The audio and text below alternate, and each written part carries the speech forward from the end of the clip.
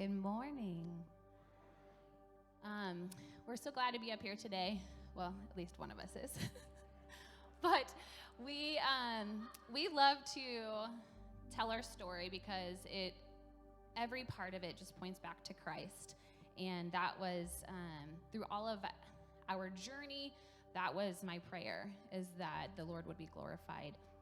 And so Jeremy and I have been married for 18 years, and we were on the 5-year plan that after 5 years, that's when we would start trying to have a family. And we thought it'd be really easy. You know, I'm a planner. I planned the 5 years, and then we would have children, and it would be great and wonderful. And I had no idea that our journey was really just beginning. And so after a few months, I thought, well, it's normal, right? It's not a big deal. And after a year, then I'm starting to get a little nervous.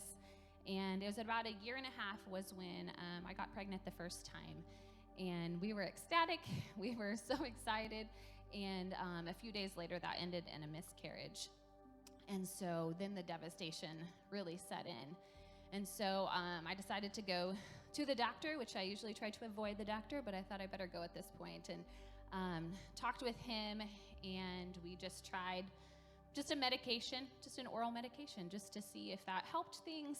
And about 4 months later, we got pregnant again. And so we were very excited. And a couple weeks after that, we miscarried again. And so we learned that this was going to be a much, much harder journey than we had expected.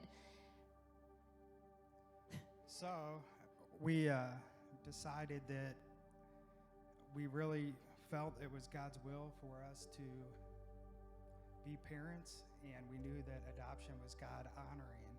So we were coming to realize that our plan wasn't exactly God's plan, and we were going to move forward with adoption and any scenario that presented itself. So the first one, someone actually came to us and they said they were pregnant and they wanted us to be the parents, and we were so excited about it. And we took her to dinner, and it was going so well, we thought. And we found out a short time after that she was actually scamming us to try to get money out of us. So that didn't work out. So then there was another adoption opportunity that presented itself. And that started out looking pretty good too, but the mother kept changing her mind, and one day she was offering the daughter up for adoption, and the next day she wasn't going to do that. So eventually that didn't work out either, and we were pretty devastated.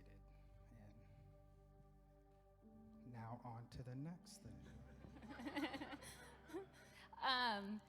So after that, that's when we really decided to go see a specialist and see what was really going on. And after tons of tests, they said it was unexplained infertility, which for my personality, that was actually the worst possible scenario. I just wanted, here's the problem, here's how we fix it.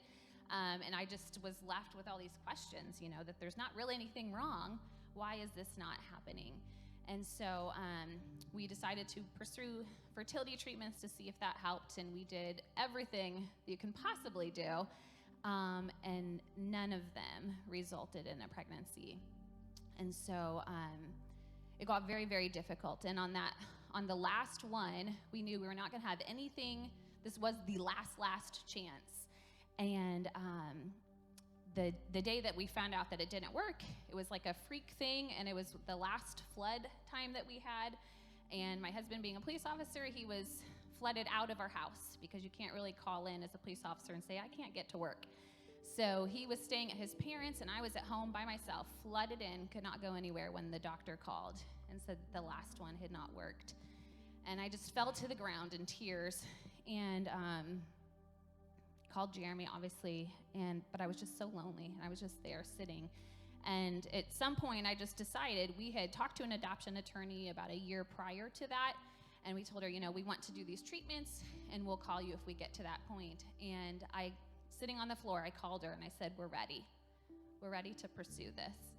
And she acted a little strange on the phone call, and she said, okay, well, let me think through things, and I'm going to call you all back tonight, and we'll have to do a conference call since Jeremy was not going to be there. And we had no idea that that phone call was going to be the turning point. So if you want to hear the rest, come back next week. Amen.